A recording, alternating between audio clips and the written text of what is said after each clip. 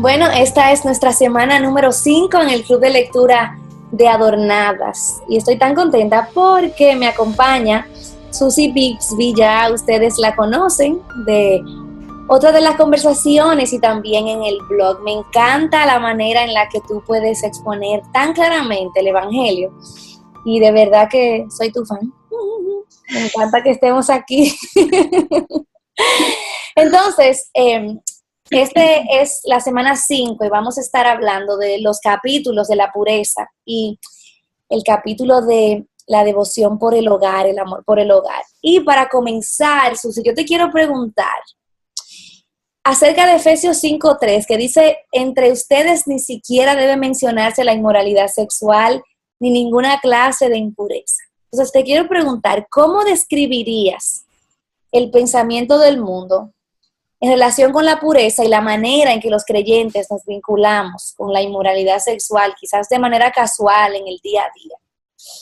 Sí, realmente no, yo creo que todos estaríamos de acuerdo que la impureza, especialmente la impureza sexual, es una epidemia en nuestro mundo y es algo que los creyentes fácilmente nos atrapamos en esa trampa, ¿verdad? Y creo que la pureza sexual es algo que Dios hace un énfasis muy grande en su palabra y, o sea, según yo he visto aquí donde yo vivo y con las personas con las que yo trato, creo que en México, ¿verdad? Ajá, sí, en México, la televisión, las series, o sea, aquí creo que en todas partes ya, aquí se ve la impureza sexual en los anuncios, o sea, cuando uno anda en la calle, pero creo que los creyentes nos hemos dormido un poquito. Vemos algún programa en la televisión, en Netflix, vemos videos en Facebook, de esos que todos comparten y nos hemos hecho como poco sensibles. Nuestra mente se ha cauterizado. Sí, la verdad. Y yo lo veo en mi hogar, en mi familia, con mis hijos, que yo creo que yo permito cosas que mis padres jamás hubieran permitido y creo que en parte eso es un resultado del hecho de que yo creo que los creyentes tendemos a seguirle al mundo un poquito, unos pasos atrás, ¿no? Entonces nos dormimos a los efectos que tiene toda la impureza sexual que estamos viendo en nuestro mundo. Sí, algo que yo siempre pienso, como nosotros hemos trabajado tanto con jóvenes, y es que a veces enfatizamos la pureza sexual para el tiempo de la juventud, de la adolescencia, pero no somos tan rígidos con nuestras propias vidas y en la edad en la que estamos, en la adultez. Es como si la pureza fuera únicamente para el tiempo de la soltería, sí. Pero ya que después que te casas eres un adulto, pues ya tienes licencia para hacer otras cosas. Y el otro día me llamaba mucho la atención porque hablábamos entre nosotros en la familia acerca de una película y mis hijos me preguntaban si era una película apropiada para su edad y en el momento en que les respondí, yo le dije, bueno, es que esa película es solamente para adultos. Estamos hablando de películas que quizás son para niños de más de 13 años o películas de violencia o lo que sea. Sí. Y entonces le dije, eso es solamente para adultos. Y vino una convicción a mi corazón. Y yo dije, no es solamente para adultos. Lo que pasa es que pensamos que como somos adultos podemos darnos permiso para esas cosas. Y ahí es donde nosotras tenemos que marcar la diferencia porque la realidad es que la exposición a todas estas impurezas que están desde que nos despertamos hasta que nos acostamos, erosionan de alguna manera nuestro dominio propio. Porque lo vemos como tan normal y lo vemos como tan casual que ya forma parte de nuestra forma de pensar y no debería ser. Y creo que uno de los resultados de eso que estamos viendo en las familias cristianas, en las parejas jóvenes, son matrimonios rotos después de pocos años de estar casados. Y a veces es la mujer no siempre es el hombre. Muchas veces es la mujer que no estuvo contenta con el esposo que Dios le dio, o como tenía ese hábito de tener pensamientos lujuriosos, ella cae también en el pecado sexual. Así es, así es. Y a mí me encanta cómo Nancy enfatiza acerca de las cercas de seguridad, las cercas personales. Y a veces uno puede decir, ay, eso se ve como muy legalista y muy exagerado. Pero ¿piensas tú que son importantes? Y si es así, entonces hay algunas cercas que tú has establecido en tu vida diaria. Creo que sí son importantes, pero entiendo el argumento también del legalismo, porque realmente establecer una regla personal no es suficiente. Así es. Creo que esas cercas tienen que ser el resultado de entender el plan de Dios para mi vida y decir, porque quiero agradar a Dios y porque quiero cuidarme a mí y a mi familia, pongo ciertos límites, pero no puedo confiar en las cercas. Creo que esa es la clave. No puedo confiar en que si yo pongo una regla, todos estamos bien. Así es. Yo tengo hijos adolescentes y nos hemos dado cuenta que todas las reglas que tú quieres poner no cambian su corazón. Y yo soy igual. Entonces sí tengo cercas en mis hábitos de, ¿cómo se dice?, navegar en internet. Yo no le pico, no sé si se dice así en otros países, pero yo no le pico a nada, a ningún enlace, casi, o sea, soy muy cuidadosa porque sé que esas imágenes y videos pueden surgir de la nada. Trato de tener mucho cuidado. Cercas en cuanto a la familia, hemos puesto las pantallas a plena vista. Las pantallas de las computadoras de mis hijos siempre deben estar a vista de todos, ¿verdad? En la sala general, y las computadoras no se usan en la recámara, en el cuarto personal. Mi esposo y yo tenemos, podríamos decir, cercas o límites de lo que vemos en la tele o en Netflix. Pero sí creo que esos límites son importantes. Hay personas que batallan más con cierto aspecto de la pureza, entonces tienen que ponerse límites más, podríamos decir, estrictos. Exacto. Yo pienso que también es como todo comienza con un entendimiento correcto de la naturaleza de nuestro pecado. Porque a veces no ponemos esos límites, esas cercas, porque nosotras no entendemos lo torcido de nuestros corazones.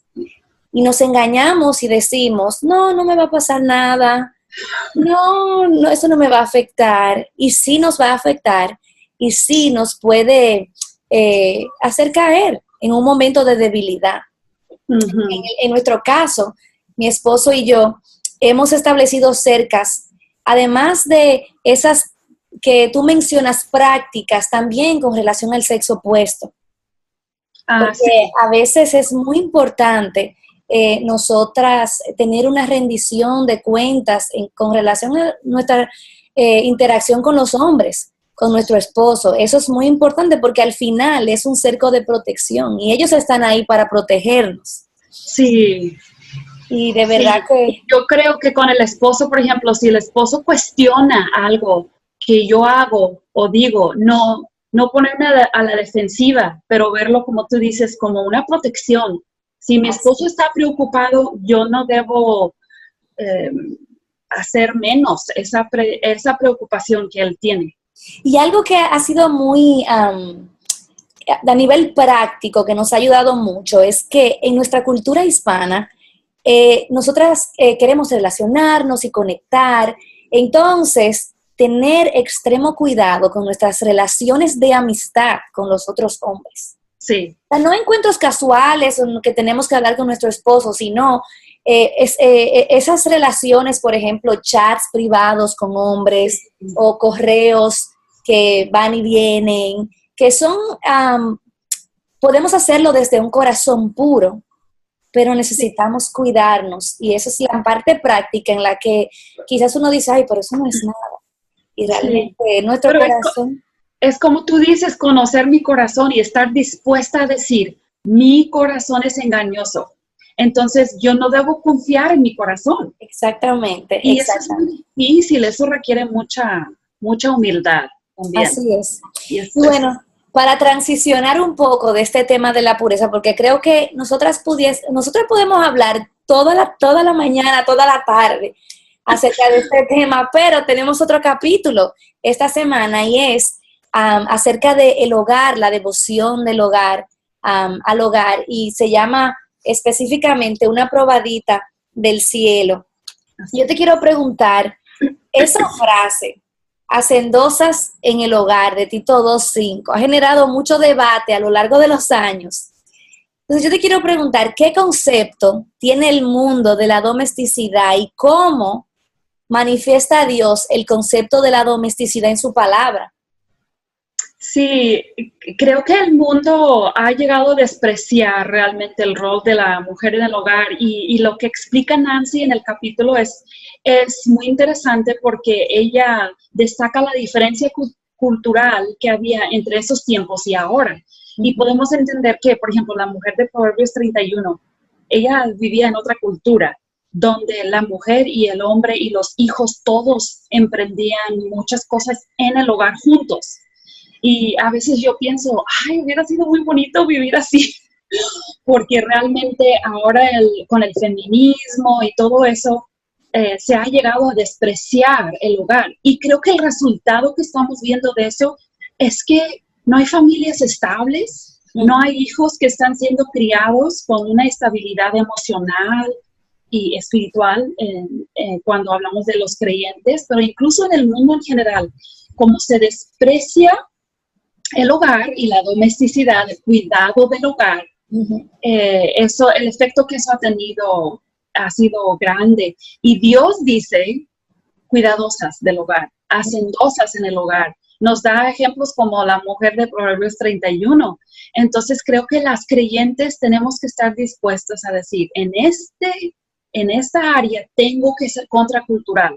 Así es. No voy a ser como mis vecinas, no voy a ser como quizás mis familiares. Y tengo que tomar decisiones valientes de decir, este es el plan de Dios, cuidar y guardar mi hogar. Amén. ¿Cuánto me identifico con eso que tú dices? Porque esa es mi historia de vida. Dios me cambió mis afectos cuando yo pude entender que mi lugar como esposa, sirviendo y ayudando a mi familia, es una manifestación del carácter de Dios y de cómo Él es el ayudador de su pueblo.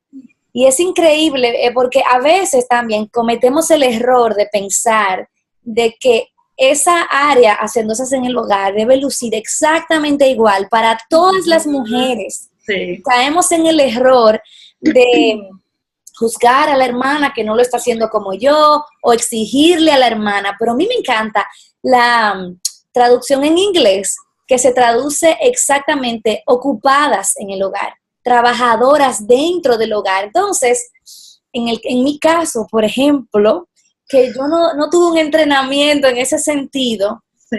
ocuparme en el hogar ocupa, valga la redundancia, toma todas mis fuerzas, porque no es algo que me nace.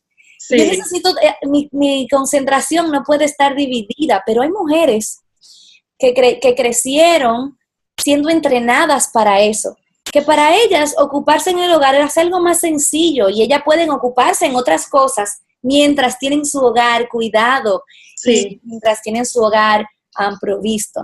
Pero fíjate que yo, por ejemplo, yo crecí en un hogar donde mi mamá totalmente estaba dedicada al hogar y muy bien que lo hacía y yo nunca dudé de su prioridad en sus hijos, en su esposo, pero incluso aunque yo haya sido criada así, yo batallo porque yo preferiría estar allá afuera haciendo otra pecado, cosa. mi hermana, el pecado. Que alguien más me limpie y que alguien más me cocine. Y no es que no me gusta hacerlo, pero no es... a veces es un sacrificio personal para mí y entiendo que es lo más bello. Y ahora que tengo hijos adolescentes, estoy empezando a ver algunos resultados en sus vidas de haberme yo dedicado más al hogar y a ellos, y no me arrepiento de nada, pero sí es un esfuerzo continuo que yo tengo. Así es, y yo creo que es más a las mujeres hispanas que nos afecta, porque en mi caso yo crecí en un trono prácticamente, porque en mi país hay señoras que te ayudan en la casa, o sea, tú tienes todo resuelto. Sí. Ir a La crianza de los hijos, la crianza de los hijos también es un poquito más, yo sé que aquí en México la tendencia de poner al hijo en el trono, como tú dices. Exactamente. Y no se le cría como parte de la labor de la casa. Exactamente, no, realmente es vivir contracultural. Sí. Y al final de cuentas, vemos mujeres que nos envían testimonios y nos dicen, dejé mi trabajo porque Dios me convenció, recibí convicción de que yo tenía que ocuparme de la casa. Y alguien puede decir, pero no se trata de dejar el trabajo. Y yo digo, no se trata de dejar el trabajo. Pero cuando tú ves esa persona que dice, es que me di cuenta que la única razón por la que yo estaba haciendo eso era para crear mi propio reino. Y Dios me enseñó que Él tiene el trono de mi vida, yo debo confiar en Él. Sí. Entonces ahí tú te das cuenta que no es una cuestión de legalismo y que todas las mujeres tienen que dejar el trabajo, sino una disposición del corazón de rendirse. Y una prioridad. Exacto. Aunque yo esté yendo a trabajar todos los días, ¿cuál es mi prioridad en mi corazón? Exactamente, así es, porque aún ahora mismo nosotros estamos aquí haciendo esto. Nosotros nos estamos limpiando un piso. No. Si volteo mi cámara verías que no. Sí, entonces, al final, si la mujer se queda con el sabor de que tengo que dejarlo todo y correr a mi casa con el corazón incorrecto, ella está simplemente reemplazando un ídolo sí. y abrazando otro. Sí. Al final se trata, como tú muy bien dices, de preguntarle al Señor, Señor, ¿a qué tú quieres que yo le dé prioridad? Y cómo en mi situación de vida yo puedo invertirme más en mi hogar. Y si en el camino hay algo que yo tengo que soltar o algo que yo tengo que entregarle al Señor, pues amén. Sí. Pero es tener el corazón en el lugar correcto. Y finalmente yo te quiero preguntar, ¿cómo crees tú que la domesticidad apunta a otras realidades espirituales, como por ejemplo a donar el evangelio, apuntar a Cristo? Sí, yo creo que Nancy menciona ahí que el hogar realmente, o sea, que Dios habla mucho del hogar y que Dios nos está preparando un hogar. O sea, el hogar obviamente es algo importante para Dios y creo que lo vemos como madres con nuestros hijos, apuntar a nuestros hijos hacia Cristo todos los días, y el ejemplo que podemos poner en nuestro hogar también puede apuntar a otros hacia Cristo, ¿verdad? Y incluso yo iba a mencionar con el esposo. Yo he visto el ánimo que es para mi esposo que yo ponga prioridad en el hogar. Y yo puedo ser de bendición a mi esposo cuando yo quizás me niego otras actividades que yo preferiría hacer para poner prioridad en el hogar. Eso es de ayuda. Eso es parte de ser ayuda idónea también. Así es. Y mi esposo es uno, ¿verdad? O sea, él tiene sus preferencias y no se va a ver igual que yo en mi casa que tú en tu casa, porque tú tienes otro esposo. Exacto. Es muy importante también, no compararnos, sino enfocarnos en cómo vivo el evangelio. El evangelio, pues, que es el perdón, que es la restauración, que es el amor, la misericordia en mi hogar y que otros vean a Cristo en nosotros, en mi familia. Así es, y tomando en cuenta y pensando también en nuestras hermanas solteras. Sí. Porque a veces, como estamos casadas y tenemos hijos, a veces pensamos que la vida es solamente lo que está pasando en nuestra casa.